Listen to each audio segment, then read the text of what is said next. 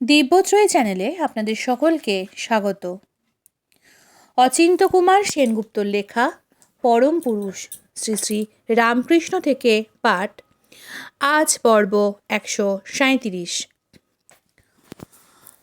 ওম স্থাপকায় চ ধর্মস্য সর্বধর্মস্বরূপিণে অবতার বরিষ্ঠায় রামকৃষ্ণায় তে নমঃ। গোপালের মা ভাত রাঁধছে ঠাকুরের জন্যে। সব তৈরি, খেতে বসেছেন ঠাকুর। কিন্তু এ কি, ভাতগুলো যে শক্ত, সেদ্ধ হয়নি ভালো করে। ঠাকুর বিরক্ত মুখে বললেন, এ ভাত কি আমি খেতে পারি? ওর হাতে আর আমি কখনো খাবো না। এ কখনো হতে পারে? গোপালের মা, যার তিনি অঞ্চলের নিধি, যার তিনি অন্ধের নড়ি কাঙালের করি, তাকে তিনি প্রত্যাখ্যান করতে পারেন? এ নিশ্চয়ই অভিমানের কথা, হয়তোবা ভয় দেখানো। ভবিষ্যতে সাবধান হয়েও, মনোযোগী হয়েও তারই শাসন উচ্চারণ। দেখবে এখুনি মেঘ কেটে যাবে, ধুয়ে যাবে অভিমান। গোপালের মাকে ডেকে এনে করবেন এত স্নেহ সমাদর, আবার রাঁধতে বলবেন আর একদিন। কিন্তু না, অক্ষরে অক্ষরে ফুলল। কদিন পরেই অসুখ হলো ঠাকুরের। দেখতে দেখতে বেড়ে গেল অসুখ, বন্ধ হলো ভাত খাওয়া। গোপালের মার হাতে ভাত খাওয়া ঘুচে গেল এবারের মতো। আজ বিকেলে একবার যদু মল্লিকের বাগানে যাব, এক ভক্তকে একদিন বললেন ঠাকুর। কিন্তু সেদিনই দক্ষিণেশ্বরে বহু লোকের সমাগম। সারাদিন কেবল কথা আর কথা, আর আর সব প্রসঙ্গের শেষ আছে, ঈশ্বর প্রসঙ্গের শেষ নেই। আর সব কথা বলতে ক্লান্তি, শুনতে ক্লান্তি, কিন্তু ঈশ্বর কথা যে বলে, যে শোনে, দুই অফুরন্ত। অনেক রাত্রে যখন সবাই বিদেয় হয়ে গিয়েছে, যদু মল্লিকের বাগানে যাওয়ার কথা মনে পড়ে গেল। আর কি স্থির থাকা যায়? তক্ষুনি উঠে পড়লেন, চললেন হনহন করে। ও কি, কোথায় যাচ্ছেন? যদু মল্লিকের বাগানে। সে কি, এত রাতে, এই অন্ধকারে? তা হোক, বারণ শুনলেন না কারু, শটান এগিয়ে চললেন। কিন্তু যাবেন কোথায়? বাগানের গেট বন্ধ। তাতে কি, দম্বার পাত্র নন ঠাকুর। বাক্য যখন একবার উচ্চারণ করেছেন, তখন সত্য পালন করতেই হবে। দারোয়ানকে ডাকলেন, বললেন, গেট খুলে দাও। দারোয়ান গেট খুলে দিল। তখন বাগানের মধ্যে খানিক পায়চারি করে সুস্থির হলেন। সুরেন মিত্তিরের বাগান থেকে ফিরছেন ঠাকুর, হঠাৎ বলে উঠলেন, আমি তখন লুচি খাইনি, আমাকে একটু লুচি এনে দাও। লুচির থালা নিয়ে এলো ঠাকুরের কাছে, একটু কণিকা মাত্র ভেঙে মুখে দিলেন, বললেন, এর অনেক মানে আছে। লুচি খায়নি মনে হলে আবার ইচ্ছে হবে, হয়তো আবার আসতে হবে এখানে। মণিমল্লিক হেসে বললে, বেশ তো, সঙ্গে সঙ্গে আমরাও আসতাম। দেখো, রাখাল বলছিল ওদের দেশে বড় জলকষ্ট। একদিন বললেন মণিমল্লিককে, তুমি সেখানে একটা পুকুর কাটিয়ে দাও না কেন, কত লোকের উপকার হয়। তোমার তো অনেক টাকা আছে, অত টাকা নিয়ে কি করবে? তা শুনি তুমি নাকি বড় হিসেবি। বরানগরে বাগান আছে মণিলালের। সিঁদুরে পটি থেকে প্রায়ই সেখানে আসে, আর খানিকটা এগিয়ে গিয়ে ঠাকুরকে দেখে যায়। সারা পথই কি আর গাড়ি ভাড়া করে আসে? ট্রামে করে প্রথমে শোভাবাজার, সেখান থেকে শেয়ারের গাড়িতে বরানগর, আর বাকি পথটা কখনো পায়ে হেঁটে। অথচ অঢেল পয়সা। পয়সার প্রতি যে টান, সে টান দিতে পারো ঈশ্বরকে। কৃষ্ণের প্রতি শ্রীমতীর টান।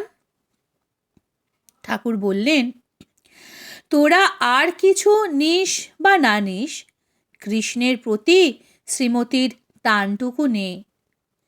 হেসে বললেন, টাকা থাকলেই বাঁধতে ইচ্ছে করে। টাকা বার করতেই অনেক হিসেব, বললে মাস্টার। তবে ওই যে বলছিলেন ত্রিগুণাতীত হয়ে সংসারে থাকা। হ্যাঁ, বালকের মতো। ঠাকুর আরো সহজ করে দিলেন, কিন্তু বড় কঠিন। সহজ হওয়ায় শক্তিমানের তপস্যা। স্বভাবকে লাভ মানেই সহজকে লাভ। নেব, এটা স্বভাব নয়, দেব, এটাই স্বভাব। মেঘ জল দেয়, বৃক্ষ ফল দেয়, আগুন আলো দেয়। চারদিকেই এই দেওয়ার দেওয়ালি, বিনা কারণে উৎসর্গের উৎসব।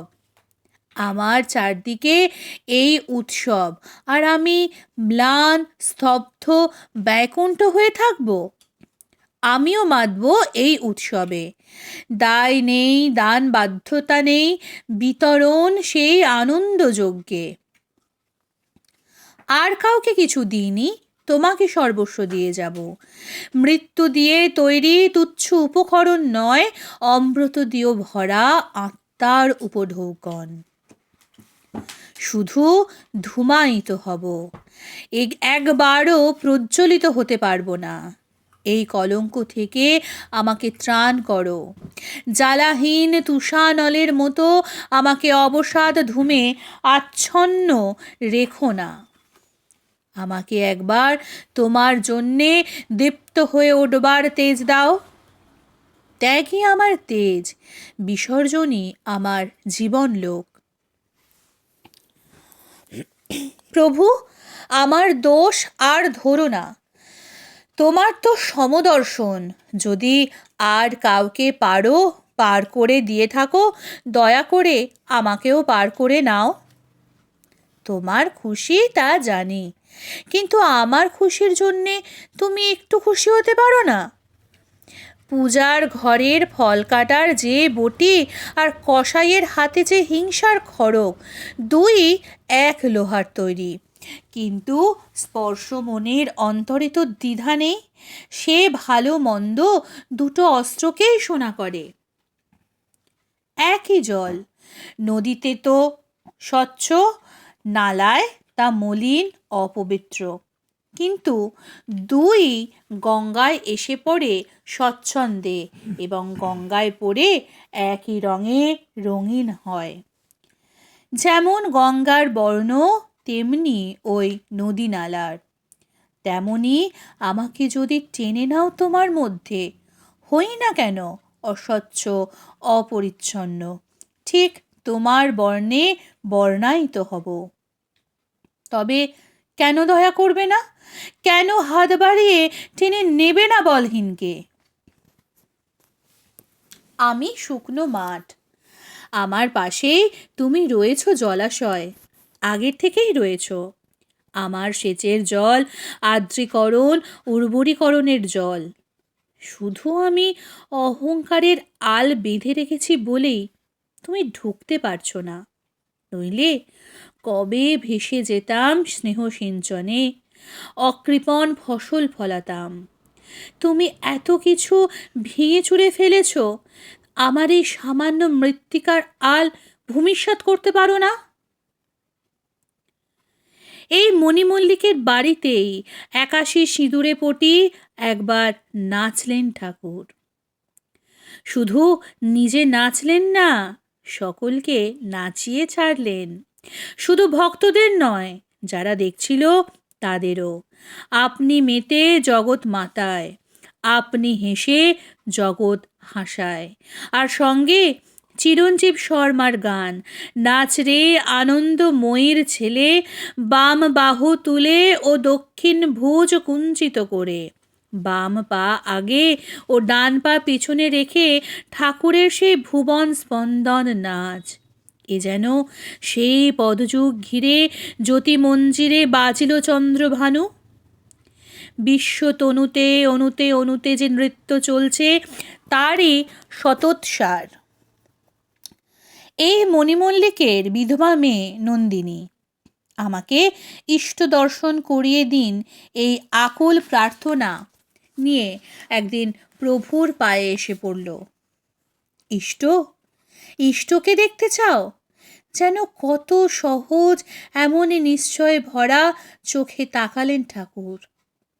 হ্যাঁ, দিন দেখিয়ে। বাড়িতে কোন ছেলেটিকে সবচেয়ে বেশি ভালোবাসো? আমার ছোট্ট একটি ভাইপো আছে, তাকে।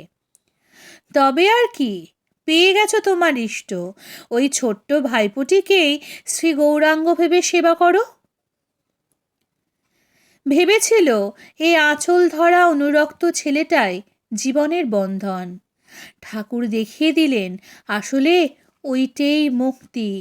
যেখানে বন্ধন সেখানেই মুক্তি। তোমার স্বভাবই তোমার আসন, তোমার প্রবণতাই তোমার ধ্যান। প্রাণ যা চায় তাই ঈশ্বর, সব পেলেও আবার যা চায় তাই ঈশ্বর। ঈশ্বর আমাদের ফাও, বাঁধা বরাদ্দের ওপর ওপরই পাওনা।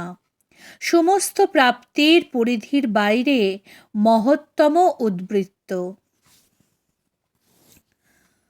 ওগো, আমার একটু পালো দেওয়া ক্ষীর খেতে ইচ্ছে করছে।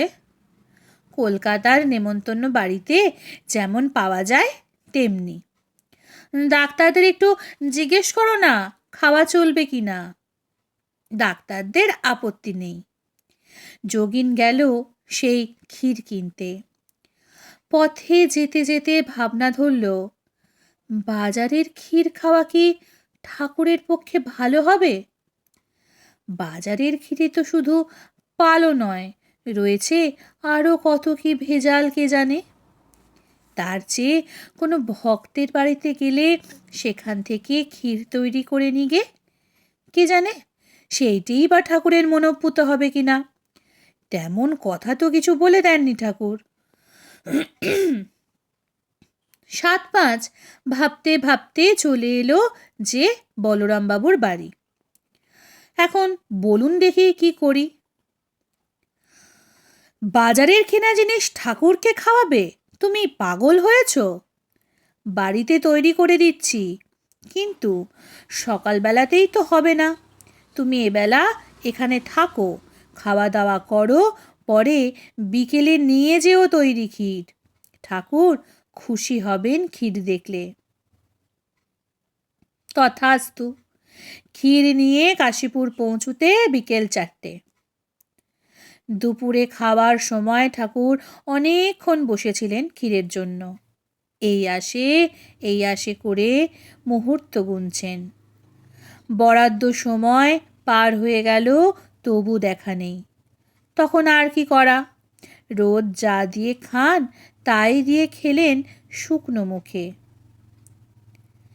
কিরে, এত দেরি হলো কেন? জাল দিয়ে আনলুম বলরামবাবুর বাড়ি থেকে। তোর কি বুদ্ধি, তোকে কি তাই আনতে বলেছিলুম? যোগিন তাকিয়ে রইল অপরাধীর মতো। আমি তোকে বলেছিলুম বাজারের ক্ষীর খাবার ইচ্ছে হয়েছে, বাজার থেকে কিনে আন। ভক্তদের বাড়িতে গিয়ে তাদের কষ্ট দিয়ে তৈরি করে আনবার কি হয়েছিল? বাজারের ক্ষীর খেলে আপনার অসুখ বাড়বে মনে করে, আর এ খেলে বাড়বে না। দেখেছিস কেমন ঘন গুরুপাক ক্ষীর।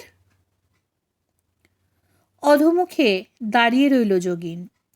যেমনটি বলে দিয়েছি তেমনটি করবি। যা করবি বলে বেরিয়েছিলি তার থেকে বিচ্যুত হবি না। সম্পূর্ণ করাই সম্পন্ন করা। ঠিক ঠিক কথা, ঠিক ঠিক কাজ। এ ক্ষীর আমি খাবো না বলে পাঠালেন শ্রীমাকে। কিন্তু কত কষ্ট করে ভক্ত তৈরি করেছে, কত কষ্ট করে বহন করে এনেছে আর একজন, সব তো তারই নিবেদনে। তিনি যদি একটু মুখে না দেন তাহলে কি করে চলে? সমস্তটা ক্ষীর যেন গোপালের মাকে খাওয়ানো হয়। হ্যাঁ, গোপালের মাকে। ভক্তের দেওয়া জিনিস ফেলা চলবে না। ওর মধ্যেই গোপাল আছে, ওর খাওয়াতেই আমার খাওয়া। সাধন আর কি, সহজ সাধন। সেই যে পড়েছিল ছেলেবেলায়, সদ্য সত্য কথা কহিবে। এ তো তোমার নিজের আয়ত্তের মধ্যে, এর জন্যে তো কোনো দৌড়ঝাঁপের দরকার নেই, কোনো কাঠখড় পোড়াতে হবে না। সহজ সংসারে চলো ফেরো আর সত্য কথাকে আঁট করে ধরে থাকো। কি হয়েছে, কি দেখেছ, কি করেছ, সব ঠিক ঠিক বলো।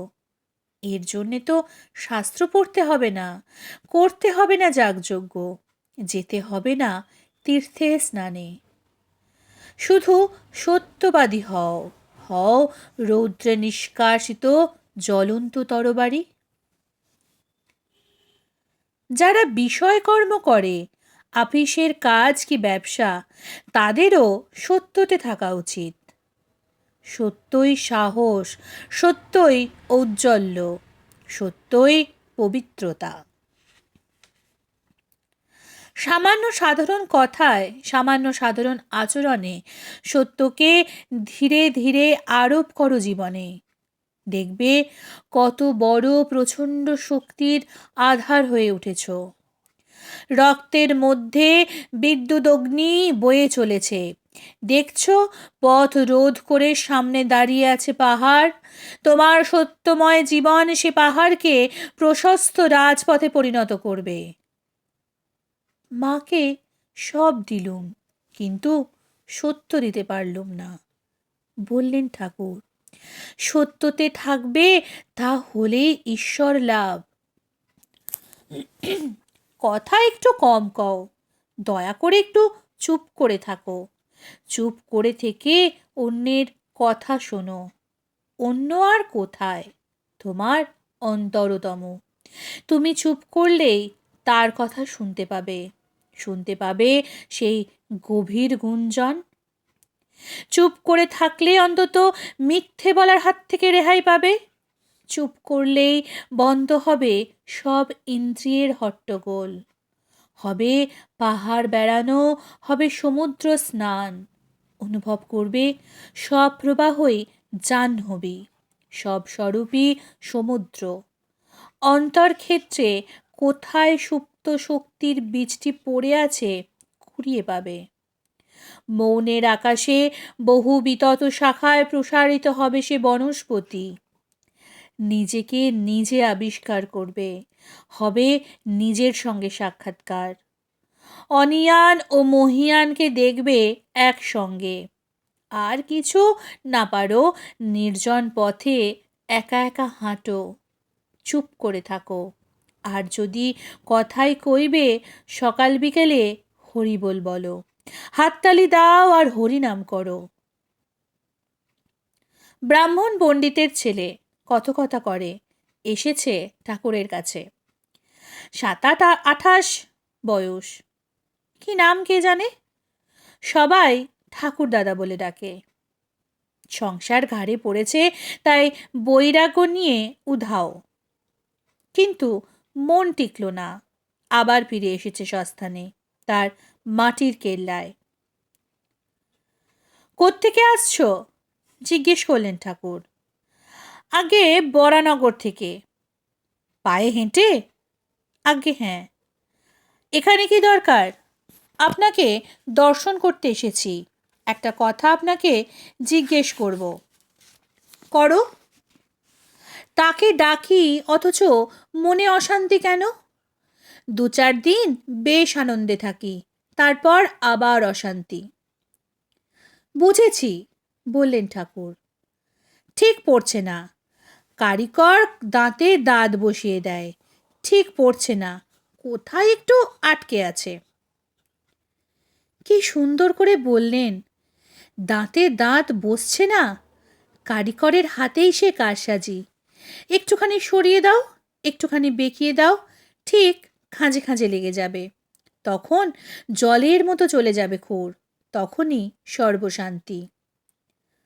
গঙ্গায় শুধু সমুদ্রকে চায় না, সমুদ্রেরও গঙ্গা ছাড়া গতি নেই। সাগরা দনপগা হি জাহ্নবী সহোপি তন্মুখর সৈক নিবৃত্তি। গঙ্গা সমুদ্র ছেড়ে অন্যত্র যায় না, তেমনি সমুদ্রও গঙ্গার মুখরসেই আনন্দ লাভ করে। মন্ত্র নিয়েছ? জিজ্ঞেস করলেন ঠাকুর। আগে হ্যাঁ। মন্ত্রে বিশ্বাস আছে? এইবার মুখে আর কথা নেই ঠাকুর দাদার। তবেই বুঝতে পারছো কেন বসছে না দাঁতে দাঁত। মন্ত্রের কাছেই ত্রাণ খোঁজো, নামের কাছেই প্রেম চাও, অভ্যাসের থেকেই নিংড়ে নাও অনুরাগ। অনুরাগকে দৃঢ় করো, প্রগাঢ় করো, তখনই দেখা যাবে বৈরাগ্য। বৈরাগ্য তো নঙর্থক নয়, নেতিবাচক নয়। বৈরাগ্য সদর্থক, অস্তিবাচক। বৈরাগ্য মানে ঈশ্বরে নিবিড়া অনুরাগ। মর্কট, বৈরাগ্য নয়, তীব্র বৈরাগ্য আনো। মর্কট বৈরাগ্য নয়, তীব্র বৈরাগ্য আনো। আসক্তির চেয়েও তা বড় শক্তি, আস্পৃহার চেয়েও তা তীক্ষ্ণতর আকর্ষণ। জানো না বুঝি, সংসারের জ্বালায় জ্বলে গেরুয়া পরে কাশি গেল, বললেন ঠাকুর। অনেক দিন খবর নেই। তারপর বাড়িতে একখানা চিঠি এলো। লিখেছে, তোমরা ভেবো না, আমার এখানে একটি কাজ হয়েছে। সবাই হেসে উঠল। ঠাকুর বললেন, তুমি একটা গান ধরো। ঠাকুর দাদা গান ধরলেন। তন্ময় হয়ে শুনলেন ঠাকুর। বললেন, তোমার মধ্যে গান আছে, তবে আর কি, ওই গান ধরেই এগো ঈশ্বরের দিকে। সংসারে থাকতে গেলেই জ্বালা। হয়তো মা অবাধ্য, 20 টাকা মাইনে, ছেলেটাকে পড়াতে পারছ না, বাড়ি ভাঙা, ছাদ দিয়ে জল পড়ে, মেরামতের টাকা নেই। তবু থাকো, থাকো সংসারে। কেল্লার ভিতর থেকে যুদ্ধ করো। মাঠে দাঁড়িয়ে যুদ্ধ করলেই বেশি বিপদ, সোজা গায়ের ওপরেই গোলাগুলি এসে পড়ে।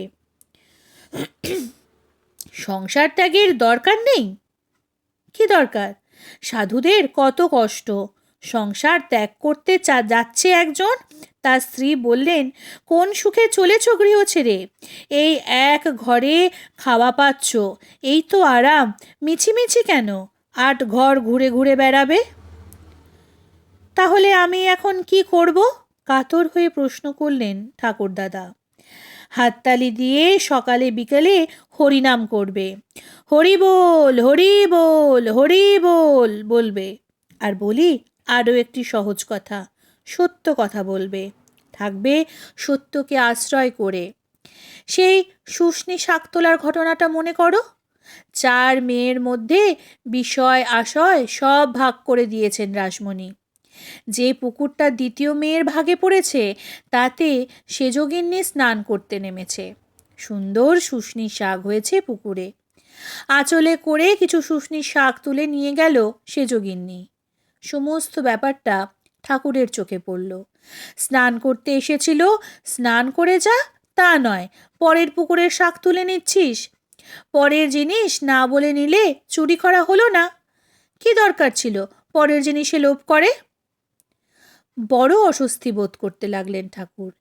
দ্বিতীয় মেয়েকে ডাকিয়ে আনলেন, সব কথা খুলে বললেন তাকে। এমন গম্ভীর মুখ করে বললেন, সত্যি যেন সেজগিন্নির অন্যায়ের অবধি নেই। হাসতে লাগলো দ্বিতীয়া। রঙ্গ করে বললে, তাই তো, বড় অন্যায় করেছে সেজ, এ চুরি ছাড়া আর কি? সেজগিন্নিও তখন সেখানে এসে উপস্থিত। সেও হাসতে লাগলো। বললে, কত কষ্ট করে শাকগুলো তুলে নিয়ে এলুম লুকিয়ে, আর তুমি কিনা তাই বলে দিলে? কি জানি বাপু, ঠাকুর গম্ভীর মুখে বললেন, বিষয় সম্পত্তি সব ভাগযোগ হয়ে গিয়েছে, তখন পরেরটা না বলে নেওয়া কেন? তাই ভাবলুম যার জিনিস গেছে তাকে বলে দিই, সে একটা বোঝাপড়া করে নিক। দু বোন আরও হাসতে লাগলো। সব মাকে দিয়েছি, সত্য দিতে পারিনি। একদিন হঠাৎ দক্ষিণেশ্বরে বলে ফেললেন ভাবাবস্থায়, এরপর আর কিছু খাবো না, কেবল পায়সান্ন, কেবল পায়সান্ন। তখন ঠাকুরের অসুখ নেই, যথাবিধি খাচ্ছেন ঝোল ভাত। হঠাৎ এমন কথা কেন বলে বসলেন? শ্রী শ্রীমার বুকের মধ্যিখানটা শিউরে উঠল। তিনি বললেন, তা কেন, আমি তোমাকে মাছের ঝোল ভাত রেঁধে দেব। না না, পায়সান্ন খাবো আমি। কিছুদিন পরেই ঠাকুর অসুখে পড়লেন। তখন ক্রমে ক্রমে বন্ধ করে হয়ে গেল ঝোল ভাত। তখন শুধু মণ্ড আর দুধ, নয়তো স্রেফ দুধ বার্লি। ওম নিরঞ্জনং নিত্যমনন্তরূপং ভক্তানুকম্পাধৃতবিগ্রহং বৈ ঈশাবতারং পরমেশমিদ্যং তং রামকৃষ্ণং শিরসা নমামি। আজকের পর্ব এখানেই শেষ হলো। পরবর্তী পর্ব আসবে আগামীকাল। নমস্কার, সঙ্গে থাকুন, সুস্থ থাকুন, ভালো থাকুন। জয় ঠাকুর।